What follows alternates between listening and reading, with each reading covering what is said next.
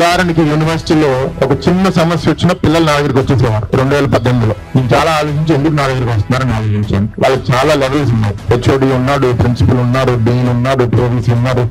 5 లేయర్లు దాటేసి నా దగ్గరికి వస్తున్నారంటే వాళ్ళెవరి మీద నమ్మకం లేదు, లేకపోతే వాళ్ళెవరికి చేయడానికి పవర్ లేదు. అందుకే వాళ్ళు నా దగ్గరికి వస్తున్నారు.